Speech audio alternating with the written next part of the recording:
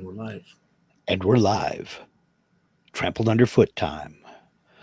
Now, I got to set this up because our last podcast notwithstanding, we don't get political. But last Tuesday, we had a major event, an event of huge importance here in the United States. And it has driven a wedge between people. I'm talking family members, friends. Friendships have been made and lost over the last week. And it saddens me to see that. The event, of course, that I'm talking about is last Tuesday, November 3rd, was National Sandwich Day. And the debate rages on. And so I think we need to discuss it. We have to talk about it. And nobody else is going to pick up the mantle, Eloy. It's between you and me. It's up to us. Is a hot dog a sandwich? No. Okay. Why do you say no? Because it's not a patty. It's a hot dog. Okay. Although it has elements like and the buns are like long as opposed to the round buns, so it has qualities of it has similarities because it's two pieces of bread with meat in the middle, but I wouldn't call it a did you say sandwich? Sandwich, yes. Yeah, I wouldn't call it a sandwich. Well, no, I wouldn't call it a sandwich. See, because the dictionary defines a sandwich as two or more ingredients placed between sliced bread, two pieces of sliced bread. And they're specific on that, two pieces of sliced bread. Now, some would argue that therefore the hot dog bun, although it is sliced into, it's not two pieces. And, others would say, well, like you made the case of the patty. Well, tuna is not a patty. And I think tuna between two slices of bread is definitely a sandwich. Yeah. Peanut butter and jelly or jam if you're over in the UK. And, peanut butter and jam is just totally mystifies them over there. They don't get it. Anyway, that's not a patty either. I can see that. But my problem with the hot dog being a sandwich, simply put, is the bread is vertical. The bread is vertical. You're looking down, the slice is vertical. You put the hot dog in it. You don't tip a hot dog on its side. That's right. Not a sandwich. I agree with you 100%. We made it official. It is not a sandwich. It has elements and there's crossover. But so I'll ask you this then, since you're bringing. Okay. So what if I ask you, in your mind, what is the most sort of iconic thing that you can think of that, what would you absolutely say this is the highest standard, this is what a sandwich is, that I cannot deny, this is the pinnacle of sandwich? Which sandwich would that be? There are so many great sandwiches out there. It depends on how you want to go. If you're talking sliced bread sandwich, just your plain old awesome ham and cheese, the classic ham and Swiss if you like Swiss, American if you like American, cheddar if you like cheddar, the cheese of your choice, the classic ham and cheese. If you want to get fancy, you go with rye bread. If you want to stay, I don't know if you'd call it traditional, then you go with sliced white bread. If you prefer a little bit more texture, you can do the whole wheat. But I don't think you can get more classic of a sandwich than the good old ham and cheese. Yeah, I mean, that is something that we're all familiar with, and very like growing up, that's one of the things, right? Yeah. So, and you find them in a convenience store, what do you call quick stops all across America. Just about everywhere. But having said that, and I've done a little bit of looking into this and a little bit of research, and let me ask you, What would be your guess? The number one most popular sandwich in the world, not just the US, the whole world. What do you think is the most popular sandwich? The Panera.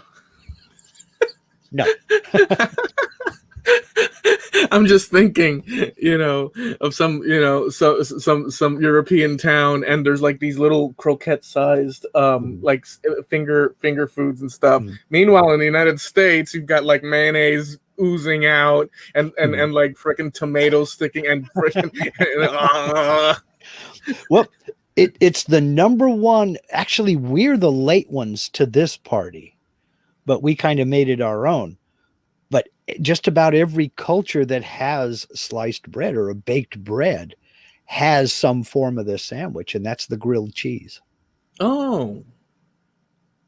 It's found all over the world. I mean, you can go to Mexico, you can go to Japan, you can go to just about any country on earth that does sliced bread, and you will find some version of the grilled cheese. We got it from France, but it didn't really get super popular until the early 1960s when the American cheese slices came out. And then suddenly everybody was buttering their bread on the outside, a couple of slices of cheese in between the bread, and throw it in a skillet or on a flat top griddle or something like that, and melt that puppy down, and give you that good old, and then you pair that up with tomato soup, and you've got that right there is the American lunch for me. A grilled cheese sandwich and tomato soup. See, I was never one for, although I'll definitely do it, but for tomato soup was always like lackluster as a soup. I'll agree with you. I will agree with you there. It always left you like I'm not satisfied. I mean, these are first world problems, right? For sure. Because there's places around the world, if a bowl of piping hot tomato soup would appear on some remote beach, they'd be or even cold leftovers from yesterday. Yeah. They'd be building like idols and statuettes to it, and leaving the bowl piping hot up on a pedestal as they worship it and stuff. But here we have first world problems. But I'm 100% with you. Tomato soup by itself is just kind of meh. All right, it's there, great, terrific. But for some reason, you pair up a grilled cheese sandwich with a bowl of tomato soup, or even serve it in a coffee mug, a mug of tomato soup with a grilled cheese sandwich. I'm a happy guy. I don't know what it is about that combination. It's got all your essential food groups. As far as I'm concerned, it does, and I'm a meat eater. I love a Reuben sandwich. I love a ham and cheese, a roast beef, whatever. But for some reason, that's that comfort food thing. Just a grilled cheese sandwich with a mug of tomato soup, and that's it. I'm a happy guy. That's lunch. I've never had those two together. I've had them separate, but never together. It sounds actually enticing. It's great when you dunk it. Do it next time you can. Do little cafe or whatever. Get a grilled cheese sandwich and a little cup of tomato soup. Dunk it and eat. Yeah, good stuff, Maynard. You know what was good? I know we've mentioned this before, but remember those hot press sandwich makers that would seal and crust over and it would become like a little hot pocket and stuff? Whatever happened to those? Well, I was gonna say that I used to love, like, with the ham and cheese, and it would seal it, and then you'd bite into it, and it'd pop the cheese, and it'd be a hot mess and stuff. But those were so damn good. Excellent. You couldn't go to any store without finding those. It was like a hamburger press. It was the hamburger makers, and you could cook one hamburger patty at a time. But yeah, you plug it in, heat it up, you make up your sandwich with whatever you were going to have on it, roast beef and some cheese or whatever, and then lift up the lid. It was like a waffle iron without the dimple makers. Lift up the lid, put the sandwich in there, close it up. Some of them even had a little metal bail that you clipped over the bottom handle to keep it shut. But it would singe the outer crust and compress it so it would form a seal. There was one like that. I don't know if all of them were like that. I don't think all of them were that way, but most of them were sized for a hamburger patty. So when you put a piece of bread in there, it kind of did hang over the edges just slightly. You crimp it together and it just mashed everything around the edges. It sealed it up, like you said. And dude, it tasted good. And you had to wait for a couple seconds, because if you didn't, it was kind of like a McDonald's hot apple pie. The hottest substance known to man is the filling in a McDonald's hot apple pie. You know, if it wasn't for that crust, not here in Miami. That stuff would just drill through the hole into the core of the earth. I remember back in the day when I'd buy and you know, I'm not trying to say that things were better back then, but I remember buying fries at your local Burger King, McDonald's, whatever, and actually snapping the fry and steam came from the inside. I've not seen that in forever here in Miami. I don't know about you over there. It'd crack and then the steam would come out like a little bit. It's not like like a lit cigarette, but you know, stuff like that. Over here, it's almost like everything is like lukewarm. What the hell, man? Everybody is so concerned with getting a lawsuit. It's like, I don't know how McDonald's still makes their hot apple pies, because I'm serious. If you don't know what you're doing, if you've never had a hot apple pie at McDonald's and you take that little out of the little cardboard sleeve and you just bite into that, you will take off like 6 layers of skin off the roof of your mouth. Hey, I went to Burger King and I ordered a hamburger. I ended up riding a cow home. They said butcher it in the den. Yeah, really. It's a DIY. But oh my gosh, they were they were not panini presses. These were specially made appliances. They were kind of square, and they were burger makers is what they were. They were made for you to be able to fry one hamburger patty at a time by itself. And it was sold as for, you know, single people, for college dorms and this, that, and the other, where you're technically not supposed to cook in the dorm or what have you. You could plug one of these little puppies in, throw a frozen hamburger patty in it, and close it up, and it'd be done in just a couple of minutes. And they worked excellent. And so many people got them and complained about them that they started coming out with double size ones. Then they had 4 size ones, and they were competing with waffle irons and what have you. And I don't think I've seen one in 30 years. Now that I think about it, I don't even, you know, I wouldn't even know where to get one now, if they even still make them. But, you know, have you done the panini press thing? No. I said panini, but I don't even know what a panini. I just know that that's a popular phrase. What's a panini? I know it's a French bread. No, a panini is a type of sandwich. It's a grilled sandwich. Oh, okay. And I just said that. I'm not one. Go ahead. I don't. But the thing about the panini is the grill. It's kind of sort of like one of those George Foreman grills. You lift up the lid and you put the sandwich down and you close it. You know all the names of the exotic foods. All the exotic things from Ronco. Yeah, I'm well versed, you know. Me and my Ronco rotisserie make excellent paninis on my George Foreman grill. Yeah, that's real worldly. But it's kind of sort of like a waffle iron, but the griddle in it has ridges that run front to rear, and it kind of sits at a little bit of an angle, so any kind of fats or grease that's made as you cook the food runs down into a little tray. Runs downhill, and then you take that tray and you go, oh no. You dump it in a tomato soup can. See? Oh yeah. Call back.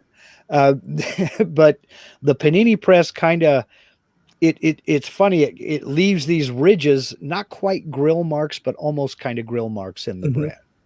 And you know, a panini is an excellent sandwich. Don't get me wrong. I know I've had a panini before, but I don't know it by name. It's fancy, you know. It's fancy sandwiches, and that's how I used to classify sandwiches. Panini is like small bread, I think, right?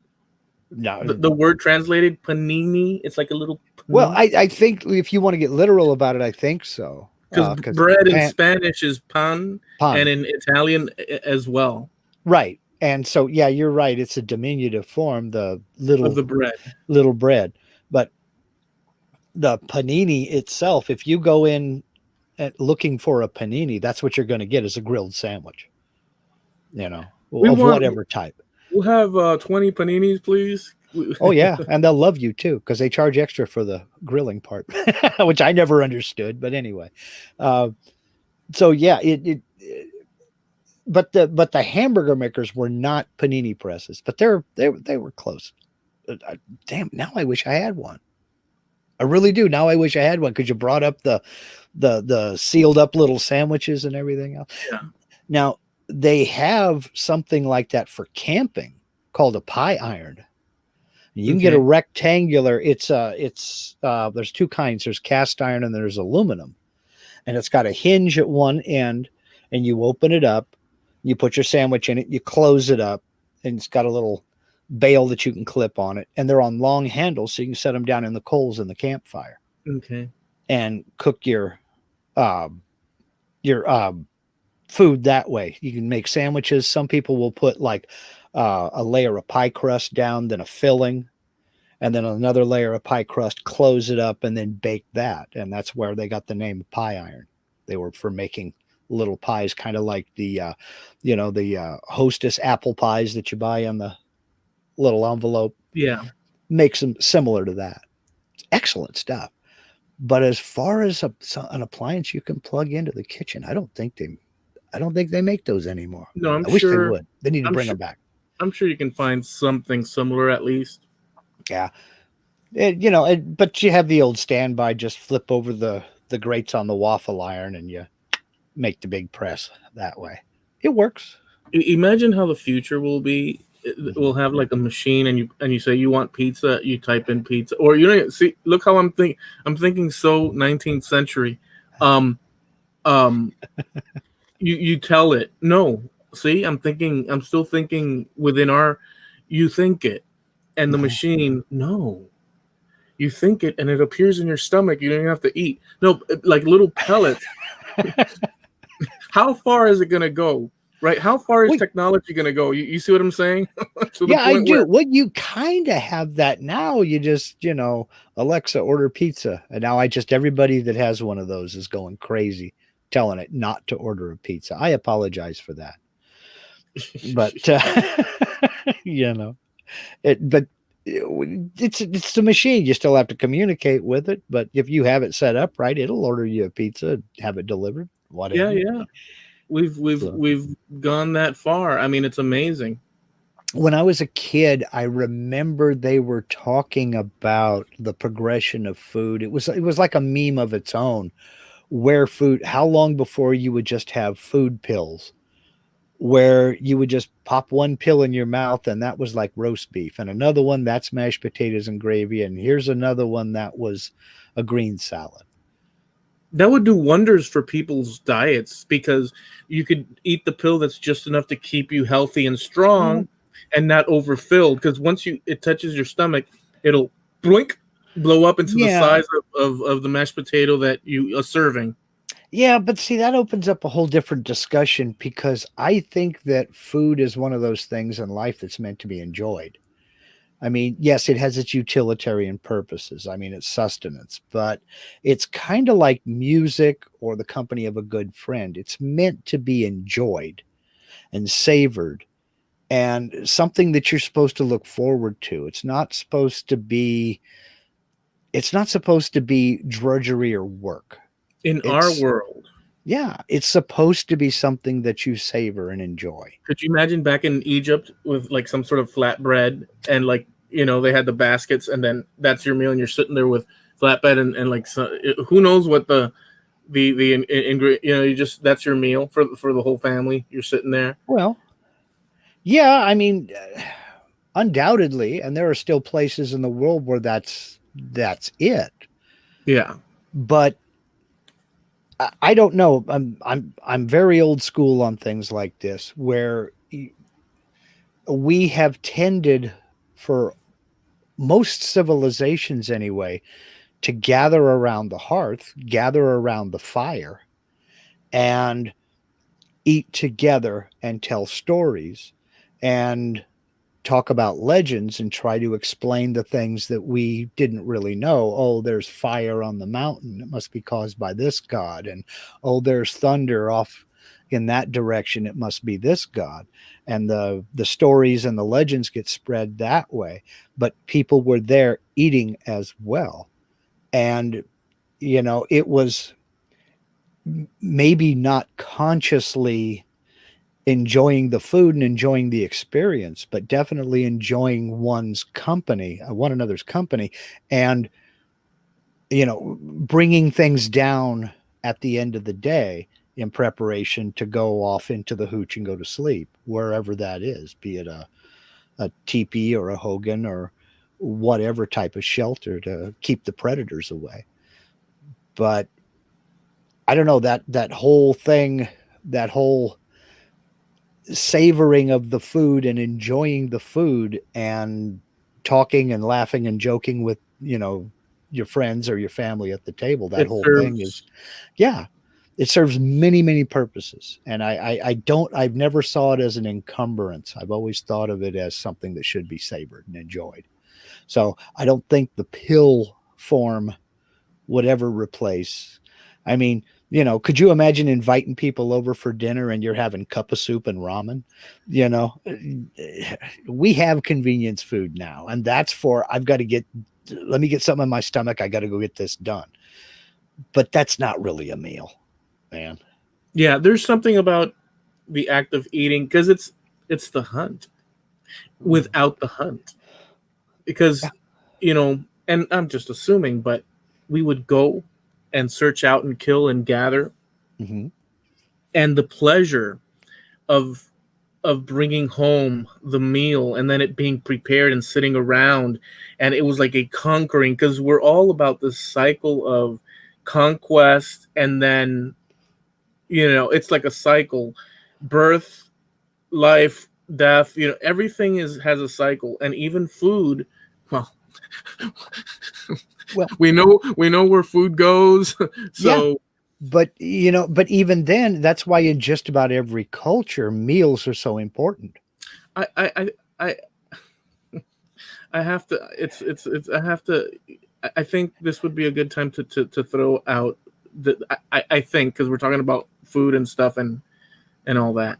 Okay. Unless you no, that was about it. I wanted to kind of settle that debate once and for all, because it's been raging for years and years. And so I think we've both come to the conclusion, for different reasons, that simply put, hot dogs are not sandwiches, and let's quit trying to force it. You can't force a meme. You can't force a sandwich. I agree. Okay. All right. We'll call it good. Real quick aside, ketchup on hot dogs, yes or no? Yeah, as long as it comes with relish and mustard, like the whole traditional thing. I'll do the whole traditional thing, and I'll eat it the other way too, with what do you call that cabbage stuff? Sauerkraut. Sauerkraut. I'll do that too. It just, to me, I enjoy food, so I'll have all the varieties. I have no problem with that. But ketchup on hot dogs. I'll do a line of ketchup, never excessive, but I'll do a line of ketchup. And by the way, when I say hot dog, the last time I ate a hot dog, like the tradition, I don't know when. I don't even know if I know you anymore. Wait. Ketchup on hot dogs? Oh, you put mustard on hot dogs, man. Anyway, I'm sorry. I digress. Go ahead. I do mustard as well. The debate rages on. But that Grey Poupon stuff, that stuff. Oh, it depends now. It depends. Really? Yeah. I like a good Dijon mustard. It's pretty brutal stuff, to be honest with you. In my opinion. But that's not the only thing you put on it. I mean, it's just there to accentuate certain things and, blend. How about a cheese dog? Oh, yeah. Love it. Chili dogs, cheese dogs. Yep. Chili dogs are awesome. Oh, yeah. Chili dogs with cheese and fresh onion. I'm a happy guy. I'll eat too much. Give me two of them side by side on the plate, then pour the chili over the both of them. If I can pick it up, that's not enough chili. A bowl of chili is good on its own. Oh, yes. Oh, yes. I've got to eat my chili dogs on a plate with a knife and fork, because if you can pick it up, it's not a chili dog. Oh, Just my wow. opinion. Is that an American invention? I bet it is. I doubt it. I don't know. I don't care. Whatever culture invented the chili dog, thank you. Thank you. Well, okay, I'm done.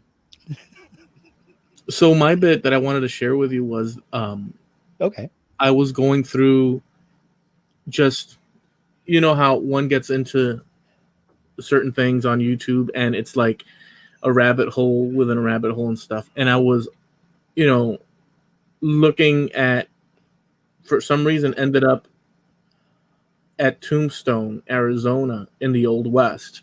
Okay. And looking at all that stuff. But the angle, there's a lot of videos on YouTube where people will actually go currently and film their vacation, or on purpose, it's what they do for their channel. They'll go from tourist attraction to town to place, film it and talk about it and show the highlights and this and that. Mm-hmm. And I found it so cool. And I like the Old West anyhow. Lately I've been doing the European Spain research, and there's a lot there. And so the American West has always been something, it feels like warm and like I bet you it's warm, but it feels like something just close and warm and fuzzy, like a child. And we've talked about that before too, where the image portrayed on TV of the Old West isn't necessarily and all that, but right. I don't care. I mean, I do, but at the same time, I let that go, and just there's warm feelings about the Old West, mm-hmm. the old Westerns, even as they were portrayed on TV. Mm-hmm. Even though we know, right? I just still feel warm. So I was watching the whole, and then I don't know if you've been to Tombstone. Have you been? No, I've never been to Tombstone. Not Dude, that I know of. It's so cool. Well, you'd remember it. Well, if I was, we lived in Southern California when I was a baby and took trips from there. So, I don't know, maybe I was physically there and just don't remember it. Because according to my folks, we went several places that I don't remember. I've been to Disneyland. I was 2 and I don't remember it. I remember 2 things about it. So I don't know. We might have, and I just don't remember it. So, so Tombstone is the site. Tombstone started because there was, and I don't have this like on hand, but I'm just paraphrasing the thing. It was started in search for minerals and whatnot, mm-hmm. gold and silver and all that, and the town grew up in the mid to late 1800s, mostly mid 1800s, 1870s, 1880s, and so on, and basically in the middle, just practically on the border of, or at least the current border of what would be Mexico and Arizona nowadays. And they had the Indians of the area, which were the Apache, the Geronimos, during his time, actually, the Mescaleros and all that stuff. So they dealt with that as well. And that's the site of the shootout at the OK Corral. Okay. Which is so cool. And I just like the history and stuff. And so they talked about Wyatt Earp. And the guy went through the town and he did every tour. Mm-hmm. So he did a buggy tour, which is something you could see in many places, but it's a buggy tour through the town and the area, which is cool. It's a small place, but still. Right. And he did this sort of like saloon and a theater where there were gunshots. There were like, I don't know how many gunshots that are still there in the theater through paintings and through the bar. And like, they've got all these like antiques and everything's like original. And so he went to the OK Corral, but the actual site of the gunfight was a little bit further down the street. But for some reason, they say it's remembered as the OK Corral. Mm-hmm. But the actual gunfight that lasted like 30 seconds has become legend. Right. And so he does all that. And it's really cool because, everything is smaller. Just watching it on the TV, on the monitor, obviously it's smaller, but things were like more cozy and stuff. Yeah, smaller closer together. Yeah, smaller done as opposed to the spaciousness that we kind of sort of have today. And so it has like little gimmick stuff like animatronic, the gunfight, and then they have real gunfights, and it was such a cool thing. Well, they went into the graveyard.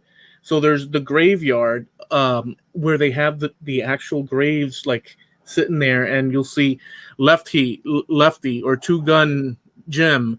And they have so many cool freaking Western names.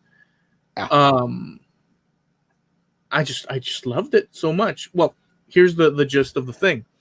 And then the guy says, "Oh, you guys check this out." Out of nowhere, he says, Here, he showed this attraction. He said, "This is Lincoln's final bowel movement here." And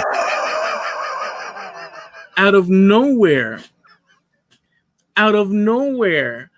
I'm watching all this, and the guy films, and it's like this little thing, and literally there's I hate to use the word, it starts with a T. Yep. It's sitting there, and then he says, "This is an actual casting of the last bowel movement of Lincoln." And it's sitting on the thing. There's a picture of Lincoln on the side. And I'm like, okay, so you have to understand, this is what I wanted. I was dying to tell you because it's so okay. Obviously, there's a lot to this. And one of the things is, this is the first question a decently stable human being would ask.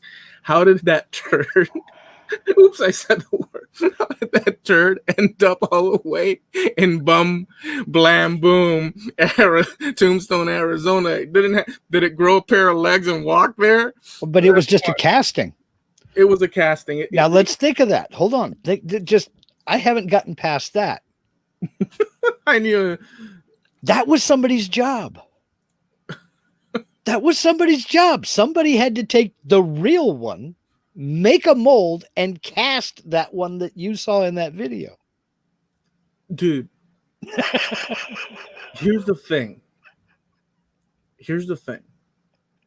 Since that moment and I didn't tell you anything last night because I was trying to hold it for this thing because I found it so what we find it incredibly weird. In Tombstone, Arizona, here's the thing. That's not the only one. There's multiple castings spread across the country. And here's the problem that I have with it. Oh, and by the way, it's totally weird, dude. Well, here's the thing. What happened was in the theater where he was shot, there was a chamber pot there, and it was sitting there. It was sitting there, and they conserved it. They took it, and they frickin' made a casting out. So here's the thing: there's multiple. I think there's one in Georgia. There's one. There's various. The culture of that concept of we must preserve. Not even the Egyptians did that, dude.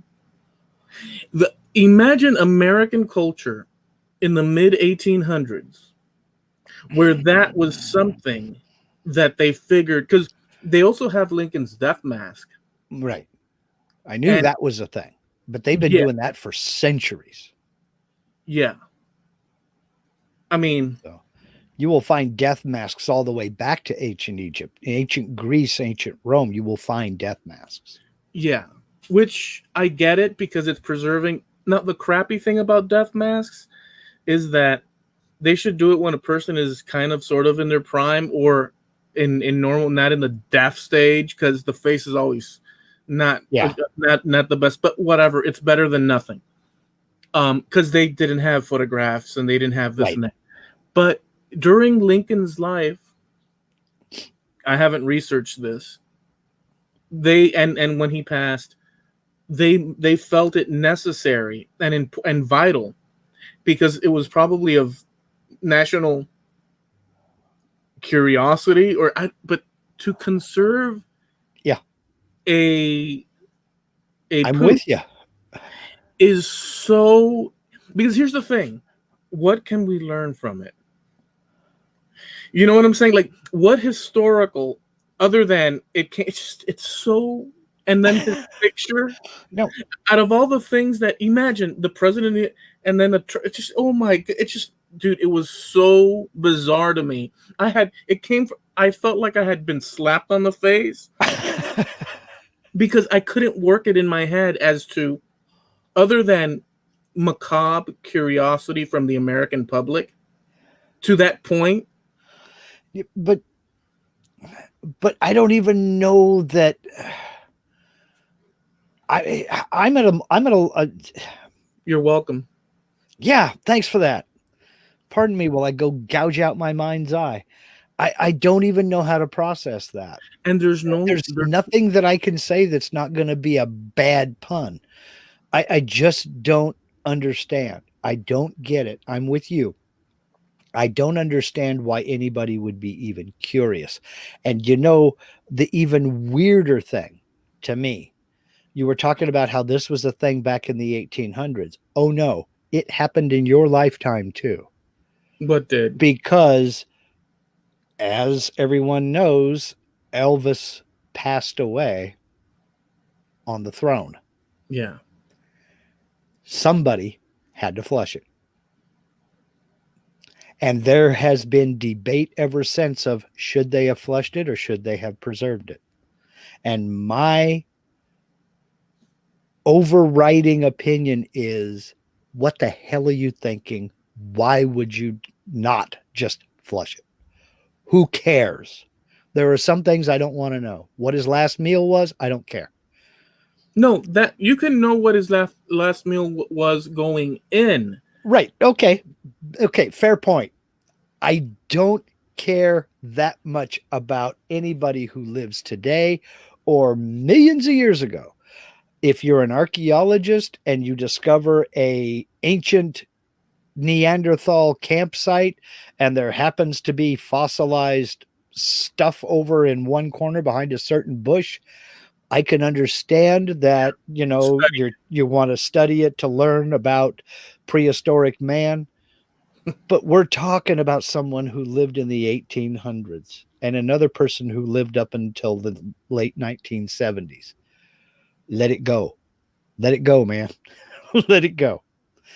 But the only one that let that one go. But to take it and make a mold and then cast more of them, to me is just, it's sick. I'm sorry. It's just sick. I think so. Look, to me, even the death mask thing, although I understand it because you're taking a look at the face of someone that that maybe back then we would not know how they looked and this and that, and I can get that. I get that, but that stuff. Yeah.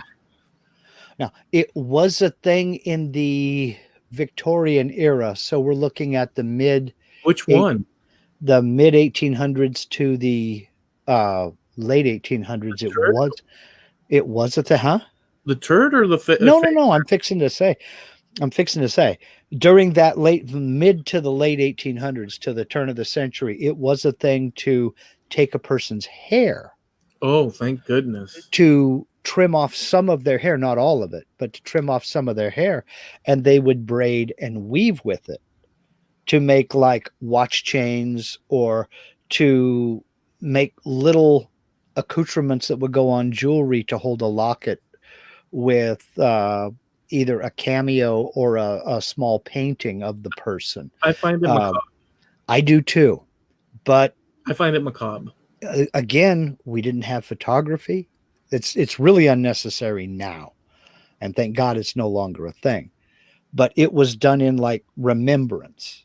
Yeah, I understand that. And as a memorial or something like that. I mean, a person would have, if a child passed away before the parent, they would take some of their hair and plait it or braid it into a little object that they'd wear that was personal to them, or take a lock of hair and put it into a locket.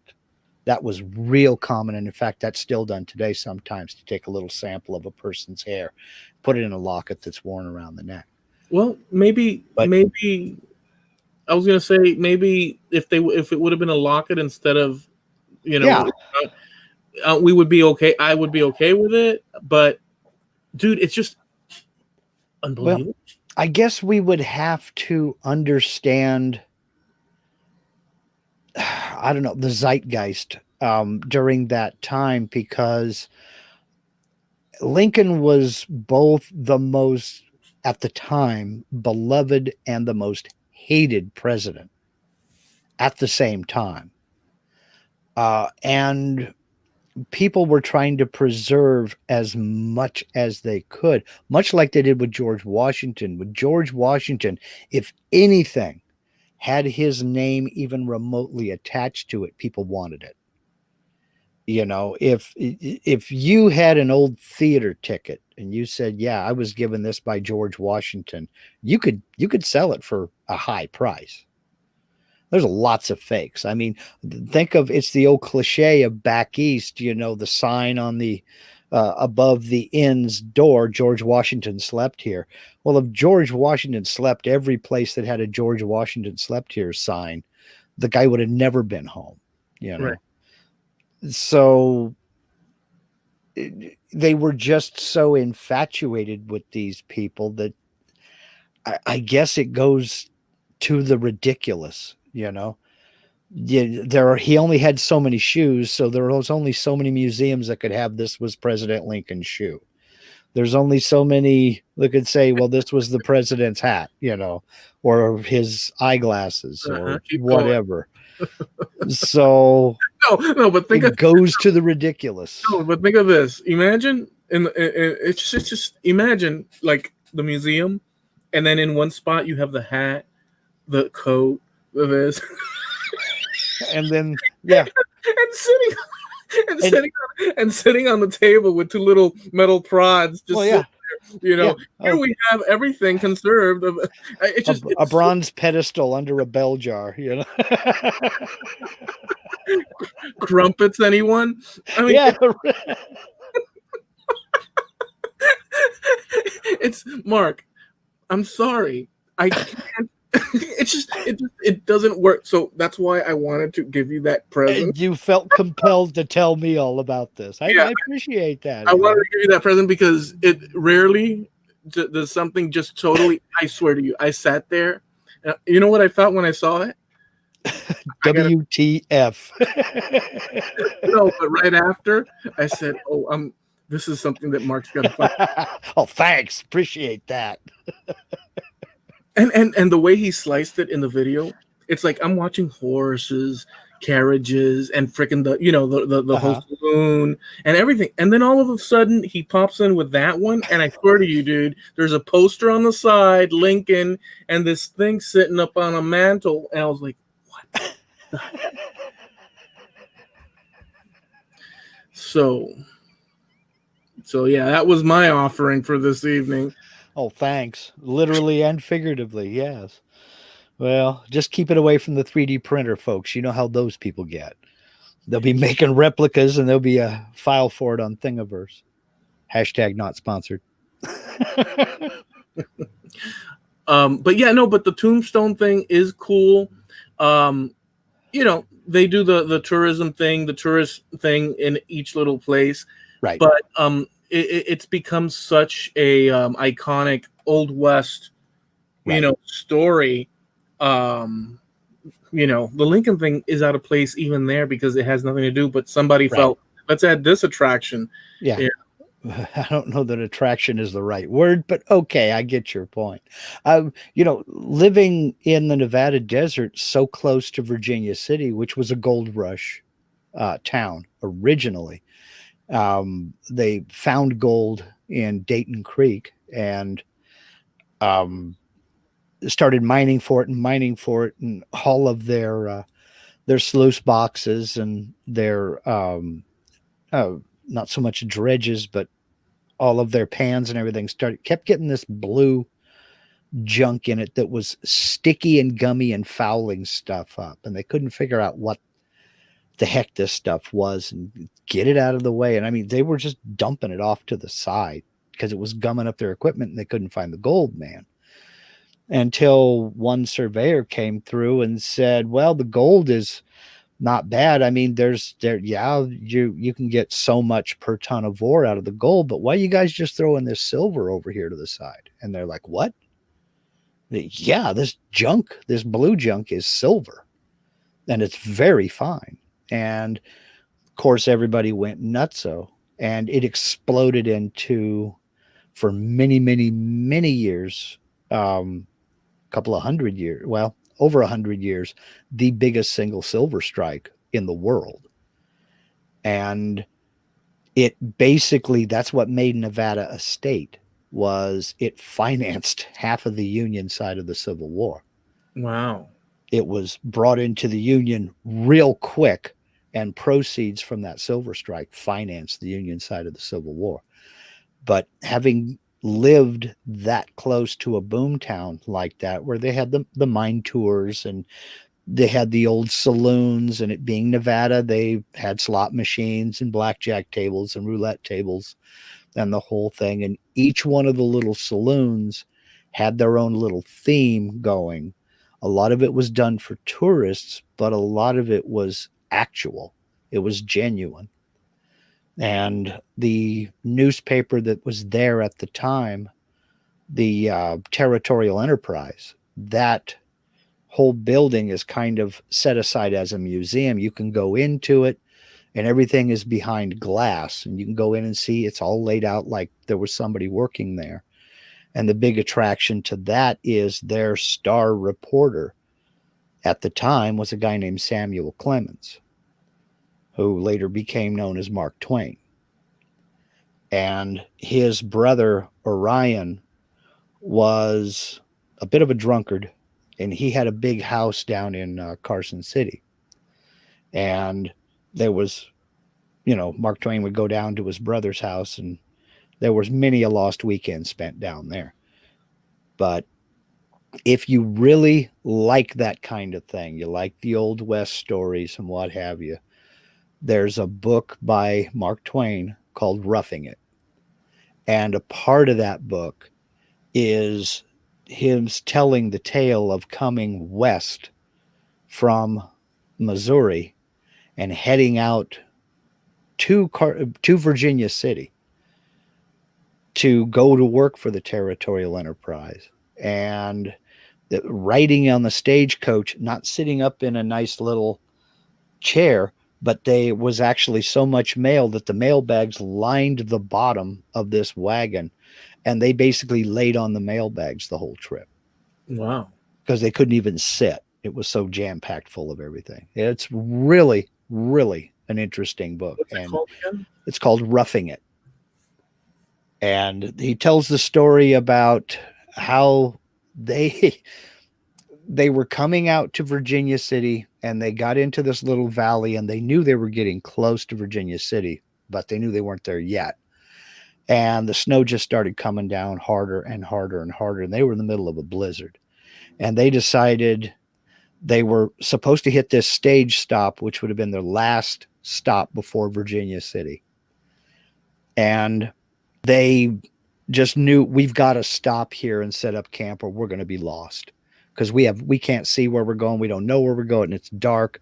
Let's just stop right here. So everybody piled into the stagecoach, and they stayed right there, huddled together for warmth, and covered themselves with everything that they had.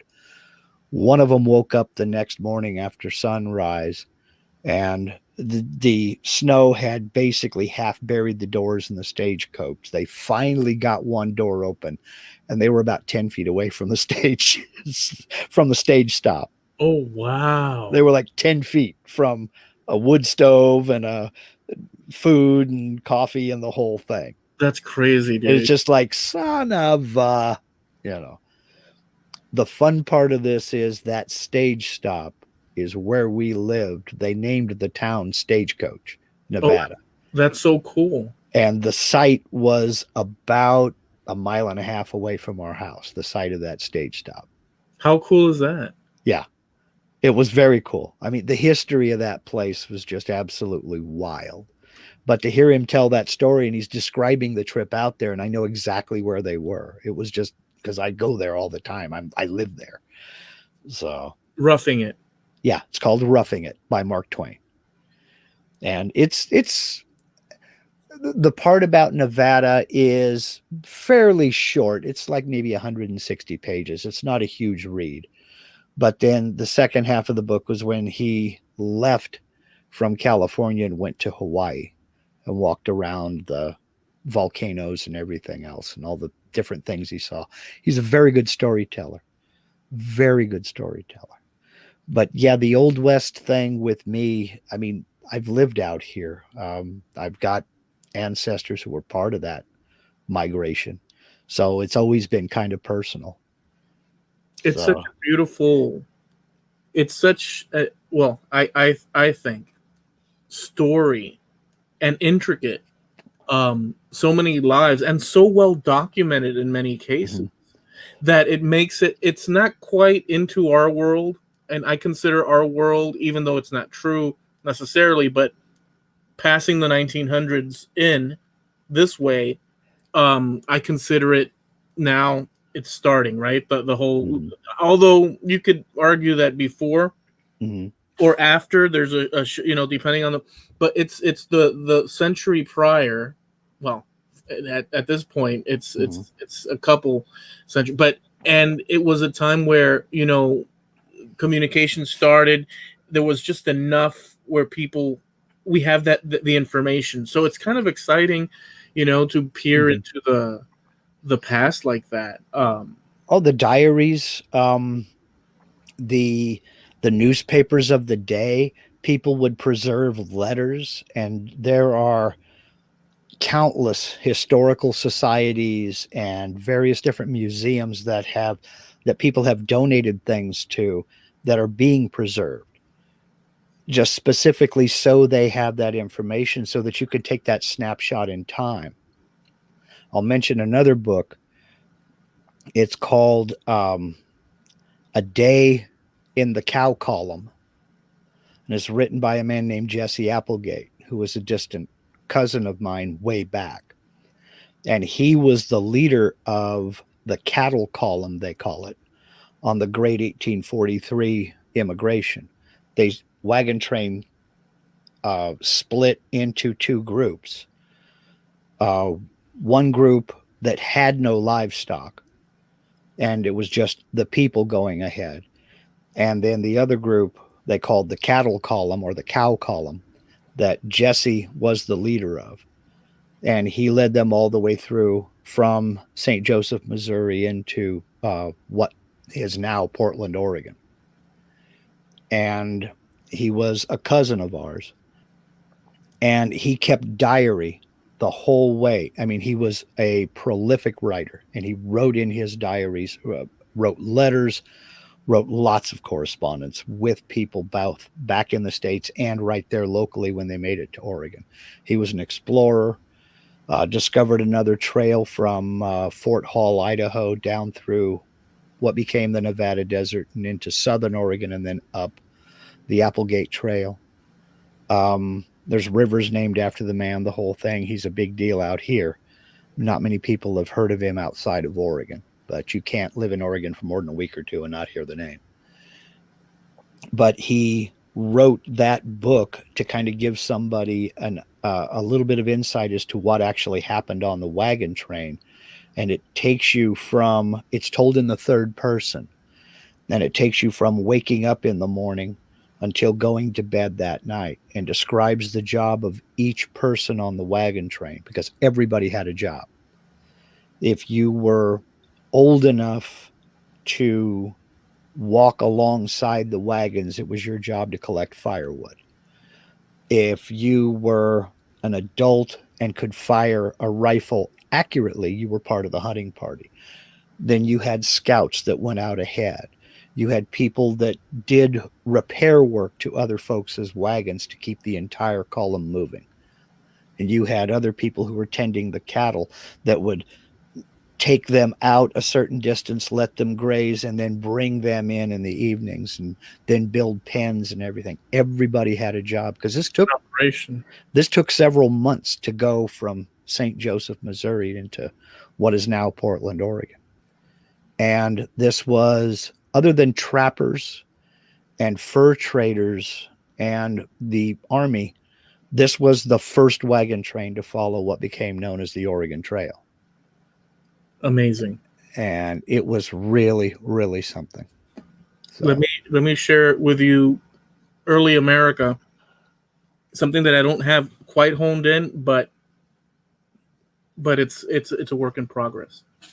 So I'll share this with you. So, by the way, before I say that, the question for you: how many people do you think? This is just a question to see what you say. How many people in the future do you think will be interested in the things that you have to say right now, like currently, going out, say, 50, 100, 200 years in the future? What's the chances that people will be interested in what you are saying right here, right now? And I have a reply to it, but I want to see what you think. I think it all depends on what the topic is. And when we were talking about sandwiches, that was pretty lighthearted and fun. And I think about you, about like what you have to say because of you. You as Mark Lindsay. Well, probably descendants, and maybe that's it. It just depends on what the topic is. I mean, it's kind of like, think about YouTube now for example. We can go and look at any subject, but we're only really going to look at the things that we're interested in. There are millions of books out there. I venture to say billions of books and texts and documents and what have you. But you're only going to search for the subjects that interest you. You are not going to look in a book of weaving patterns to find out how to make cast iron, because they're just not related. So anything that I have to say right now, who's going to be interested in what I have to say? I think it depends on the topic. I really do. And I know that's a cop out, but no, but the question, and I get that, but the question is for you. For me, not for the topic at hand necessarily, but are interested in what me as a person has to say. Yes, just probably very few. Okay, so let me put a suggestion out. Thinking, I would say, you said descendants and stuff. I would say that many people, because of the sheer mathematics of that descendant thing. If I were to go back down my timeline of two parents, 4 grandparents, and so on and so on, the multiplication is exponential. Me looking back into the past for that one ancestor as an example has led me to look and find many others, and whatever material that I can gather from them. This is me specifically in this, but if I had the ability to have a video of them, that would be just mind-blowing. Now, sure. I don't know, other than the mathematics of it, from you, through your offspring and beyond, and not even mentioning cousins that might have lost touch and have this and discover. Mm-hmm. Apart from the topics that one might say, and perhaps, and not necessarily to make our show special, not necessarily to make our, because, not that. I'm just saying anybody outliving now, chances are very high that there will be multiple people interested in what you have to say in the here and now out into the future. I will agree to a point with you on that. In that everybody has a story, whether you think you have one or not. And I encourage everybody, because you're 100% right when it comes to genealogy and tracing back family trees. Every scrap of information is valuable to somebody. And whether you think you have done anything, accomplished anything in your life or not, somebody 50, 100, 150 years down the road is going to want to know. I encourage everybody to write your story. It doesn't have to be a 60-page or 200-page epic, but just sit down and write your story. The basic information. Born here, went to school here, married this person, had these kids, did this for a living, moved from this house to that house. And here's my bowel movement. Yeah, and here's my stool sample. But write your story, just the things that you would like to know about an ancestor. Did you serve in the military? What branch? When were you in? Did you see any kind of, different countries? Did you travel? Anything like that. Photographs. Just write up a few pages, type it up in a word processor, staple it together, and put it in the box with your important documents. I am grateful. In a brown paper bag. Yeah. Go ahead. I am grateful that I was able to talk my father into doing that before he passed away. Because without that, I wouldn't know probably a third of what's in that document is stuff I had no clue about. I didn't know it. And that information would have died with him had he not written it down. So if you've got parents, older grandparents, get them to write down the story, or you write it for them. Get them to tell you the stories and you write it down, document it. Because you're absolutely right about that. Somewhere down the road, somebody is going to be looking for that information. And I put the percentage of that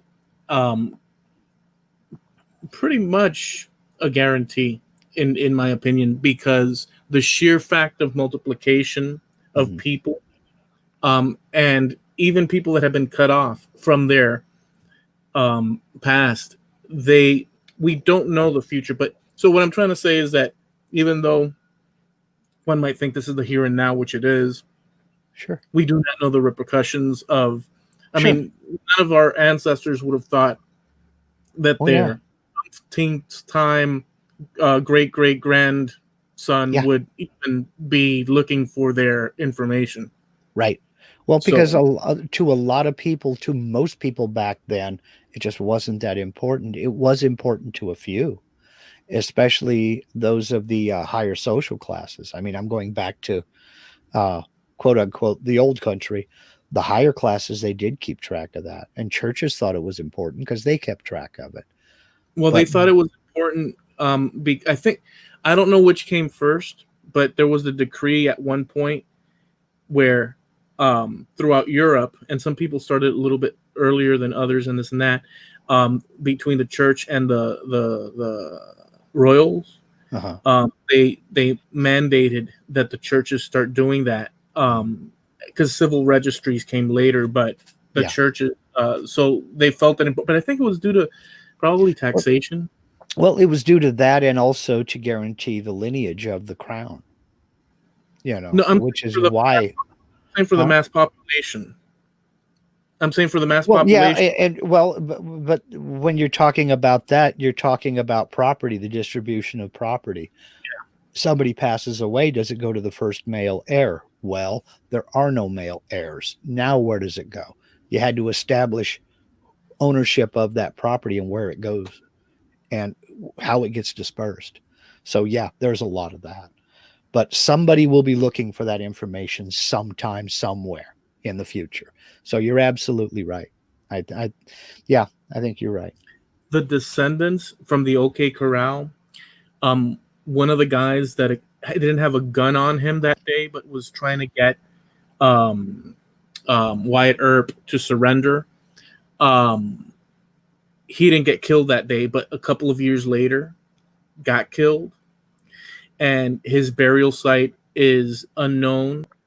But, and this is just to speak of what we're talking about people in the future wanting to know, his descendants down the line are actively in search of his actual grave so they could exhume it and return it to Tombstone, because they were from an old family that had settled in the area and had ranches and all that. And they're actively searching out him. He would never in his lifetime have thought, I mean, it's possible he would have thought it, but I doubt it. Yeah. So, people down the line, I mean, Geronimo's descendants have actually sued. I don't know if it's Yale or the fraternity, because supposedly, rumor has it that George W. Bush's great-grandfather, or something like that, stole Geronimo's skull from his gravesite, and it's conserved in the Skull and Bones, fraternity. I don't know at about Yale. That. They've sued them because the question is that, that they have it, but there's a whole thing with that. But the point is not that. The point is that people down the line, will be looking for it. Yeah, you're absolutely right. And I think it's kind of goes generationally, because you can go a whole generation of people that just aren't interested, and maybe it'll be 2 or 3 generations, and suddenly somebody is very interested, and they have to try to make up for the lost. So find this information. When in our case, it's right here at hand. I mean, for the most, so here's what I wanted to share with you. So I've been doing this. So the good thing about my research in this era is that the DNA helps you. It shows you cousins that you have that you don't know how the hell they connect with you, but they're just sitting there. They're sitting there in a big list, and mine goes on for like thousands and thousands of cousins.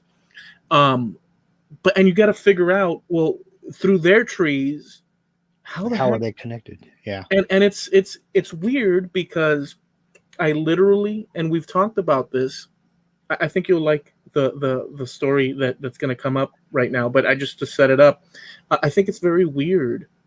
Not weird, but it's like it takes you aback that you'll have people that the DNA that comes down to you spreads like a, I hate to say, like it's like a virus that continues to multiply. You'll find it.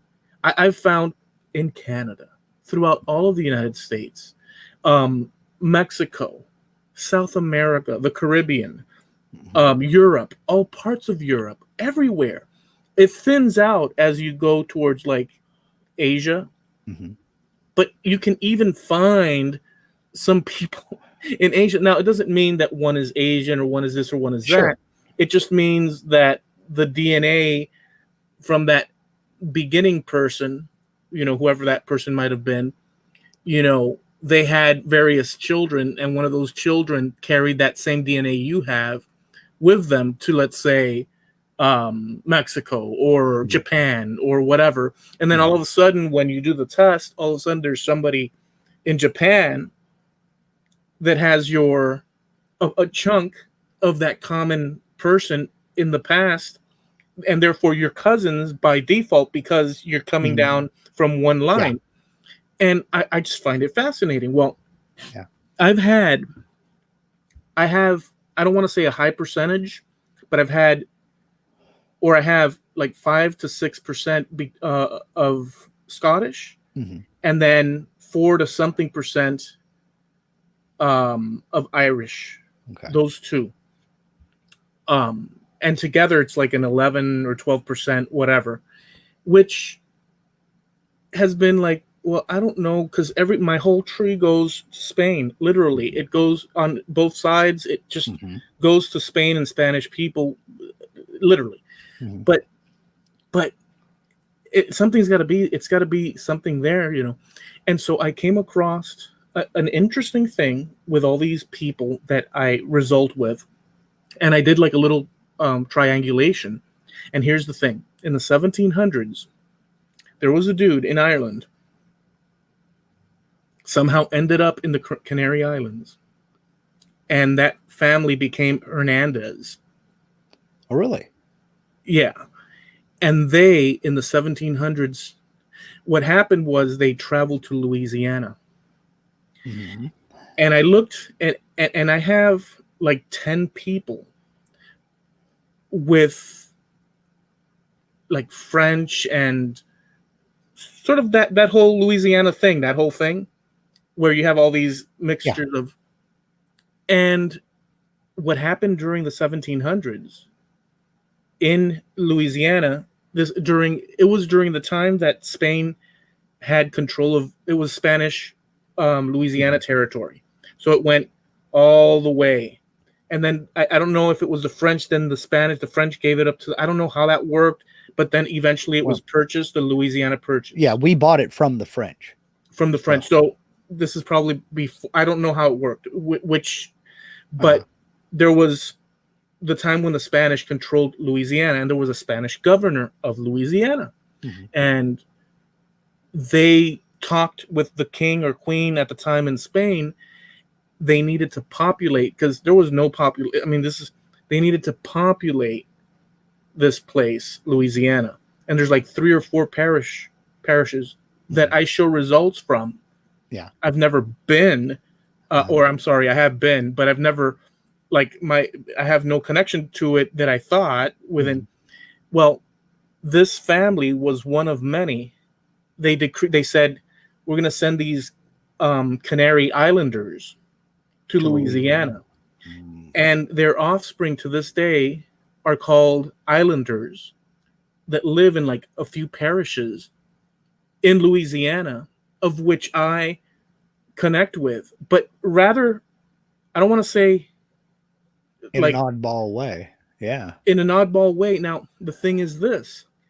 I don't know the specific of how that connect. I know the line that it connects with, but I don't know exactly where it fits in. And if that guy that came from Ireland would be the one, maybe from one of his kids, that my line came, and that's why I was introduced that Irish ancestry. How long were they in the Canary Islands? Do you know about that? Was it 1 generation, 2 generations, 3? I don't know. See, I don't even know, because on some trees, there's like 10 trees with the same person, and they share DNA with me, and I see the guy and some other people. Right. And then I think of the Ireland popping up, and there's a place, I'll look it up later, and there's a place in Ireland but I don't know that that's the only situation for the British Isles. Right.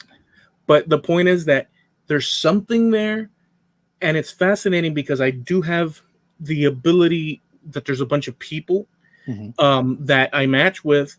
Then there's this constant guy in people's trees, and it appears at least that might be the answer to that one branch. But again, this is one branch as you fork out into the 1700s, where it becomes thousands of people. Right. Literally. Because, it multiplies, forks out and stuff. But the interesting thing is that maybe that's a solution to that question of where's that DNA come from, although it could come from another part. But well, it's definitely a lead. It's definitely a lead, because you never know where that's going to go. Oh, yeah. And the people descendant of those people, they know their roots. Like, our ancestors so many times, going back in time, came from the Canary Islands and settled in Louisiana. But they've homogenized. but they still have like they'll have their traditional foods that are now a mixture of Louisiana plus Canary Island and so on. So now you have all of a sudden this little I don't want to say isolated, a little group, and they have documents of land purchases of these people because it's in North America, and eventually Spain no longer had control of it, and it just got enveloped by the United States. But there's a connection to America prior to I thought, like I've told you, that I was like the first generation, which I am in my direct line. In your direct line, yeah. But the DNA and the family branching out, got here America, 200 years. America's a big deal. Yeah. It's an amazing thing. So yeah, I just wanted to share that with you. I thought it was fascinating. I don't know the answers to it, but no, but it's a lead, man. It's a lead. It's a lead. And the whole thing about stories and family stories and personal stories and history and all that, it's such a enriching thing, and it's also it allows you. I've become better for studying the past this way, personalized, and more lenient in my thought. Less isolate, let's say, in possibilities because of it. So it's been very rewarding, and I like the stories of the past anyhow. But there's a connection to America because it's personal. That's why you like the stories so much. It's personal. So, I mean, who would have thought that you have ancestors that were in America before the migration from Cuba? I would never have thought, or at least cousins anyway. Don't know that they're actually direct ancestors, but I don't know. It would have to be if you have some of that Irish blood. Well, they have to be. It would be more than that one guy. No, but direct ancestor would have to be either that guy or the guy before him, right? And then all these people are branches, or one of the people that are branches are my direct guy. Maybe they went to Louisiana and then went back to the Canary Islands. Yes, that's So I don't know, or because it's very rare that people traveled alone back then. Because that's why I'm saying it's more than that one guy that came from Ireland to the Canaries. Who's to say that 30 people didn't jump ship and stayed in the Canary Islands, or were shipwrecked, or were marooned, or what have you, and just decided, this is a great place, I think I'll stay here. So you never know. I mean, but it's a story to track for sure. Well, yeah, because I also have a lot of British cousins, a lot.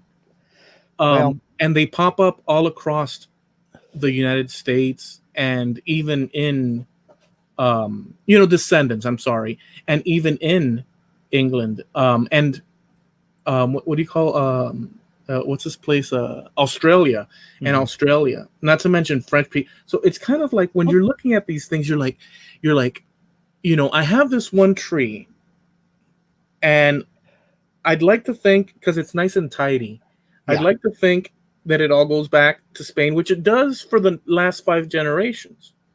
But before then, but something's amiss, or shit. Oh, oops. That takes us back to the Lincoln thing. Call back. Well, whatever. We'll leave it at that. But I just found it fascinating to it's a continuous exploration. But yeah, Louisiana. Who would have thought? I would not have thought Louisiana. Me either. Never would have thought of that. Never would have thought of that. And I still have trouble thinking of my ancestors. I know the route that they took, and it's like, really, you went from Indiana to Missouri? Really, you went from Maryland to Kentucky and Kentucky to Indiana? It's just the wild route that they took.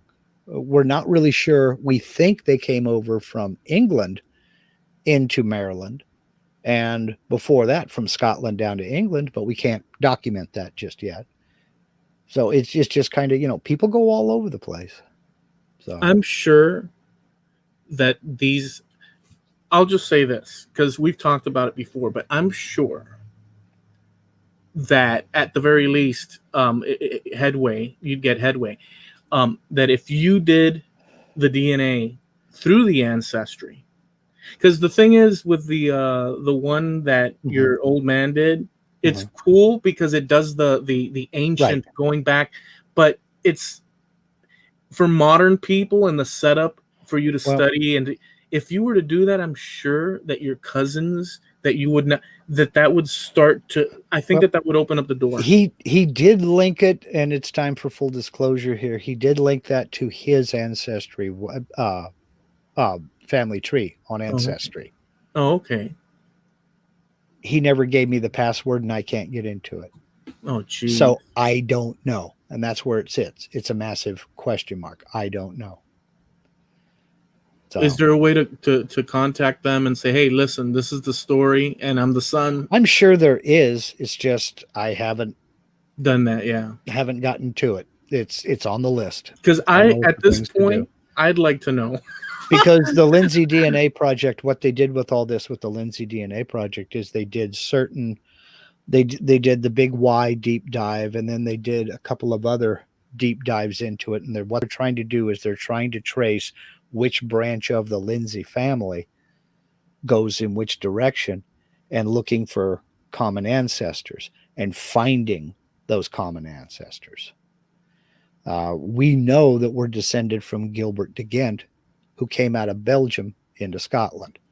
We haven't made the documentary connection, but that's where the DNA goes back to Gilbert de Ghent. So there's a family member that did a test, or I'm sorry, there's someone in the Lindsay project that traces directly back to that de Ghent. Yes, there are several. There are several, as a matter of fact. Okay, so there are several. So that would by default say that you as well. The question is how your line, because in effect, you're all it's not from each other. It's not. Yeah, it's not just us. There are about 11 people in this branch that we all get back to one specific ancestor here in the U.S. in Maryland in the 1700s. We can't go back any further because we have no documents. But our DNA goes back to Gilbert de Ghent. De Ghent. I want to call him Gedent for some reason. De Ghent in Belgium.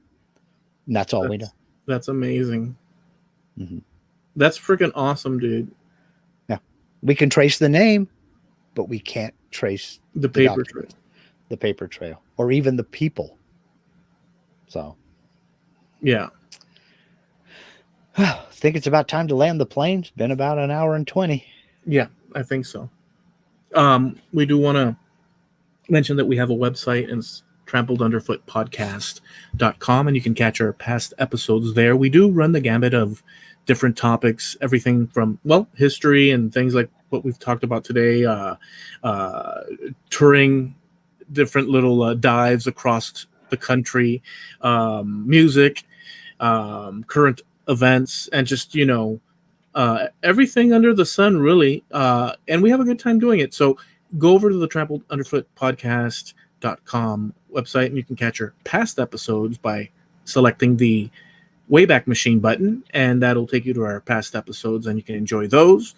We also have a Trampled Underfoot Podcast Facebook page, and you can check out all those posts that we do over there. And we're always live here on YouTube every Tuesday evening at 6:30 West Coast time Pacific and 9:30 East Coast time. And we are also sponsored by Steve Nealon, the man, the myth, the legend, over at Harneal Media. You want a website? You want a web store? You got stuff to sell? You'd like to sell stuff and don't have any stuff to sell? Steve can help you. He can hook you right up. He can help you with merch. You want to make t-shirts? He's got you covered. Baseball caps, coffee mugs. He can set you up with a web store where you can start selling items with your logo, your special phrase, your special saying, your catchphrase. Over at harnealmedia.com, HARNEAL NEAL media.com. And we will be posting a few of the pictures from things we explored and talked about today. So you might want to go check out our Trampled Underfoot podcast page on Facebook, because it's coming, folks. Straight from the Lincoln. And it ain't stinking. Oh, I see what you did there. I mean, I'm sorry. It's so yeah, well, horrible. Let's wrap this up, man. It's done. All right. We'll catch you guys next week. Later. Later on. Take care.